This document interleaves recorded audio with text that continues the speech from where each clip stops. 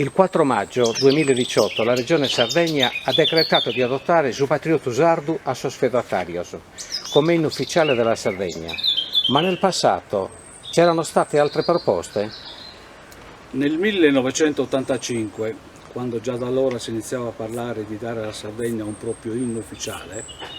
l'amico presidente Mario Melis, allora in vacanza a San Teodoro, mi parlò per la prima volta di Sardegna, l'inno composto nel 1919 da Lao Silesu con versi di Antioco Casula, meglio noto come Montarano.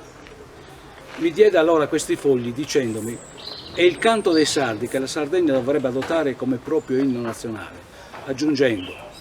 in questi versi c'è tutto l'orgoglio di un popolo, in queste parole s'unione, s'affetto e stesoro, che sorbabbo schircadono in vano, c'è un chiaro richiamo all'unità dei sardi, un forza pares in musica dunque. Inno nostalgico questo di Silesio Montanaro dunque, ma anche inno dai forti richiami sociali, quando, dopo aver elogiato l'eroica Ansicora, simbolo di riscatto e libertà di un popolo, con le parole «Como torra s'attacco Sardigna, che in un impetu santo maiore, preparando a sorfizzo sonore di una sorta e noedda benigna, chiama i sardi alla riscossa, per un sereno avvenire migliore». Ma com'è nato quest'inno? Ce ne può fare la storia? Con l'occasione il presidente Mario Melis mi ricordava la storia di quest'inno, tramandatoli da suo fratello maggiore, l'onorevole Titino Melis, che ricordava che nel lontano 1952 una loro sorella, la professoressa Elena Melis, incontrò a Parigi, nella sua casa di Montmartre, il grande musicista Lao Silesu, che con commozione gli consegnò lo spartito di Sardegna per farlo conoscere ai sardi. Nobile e nostalgico gesto del grande musicista dunque, che quando morì il 13 agosto del 1953 volle che la sua bara, inumato nel cimitero di Parigi, fosse avvolta dalla bandiera di quattro muri. Negli anni '80 Elena Melis,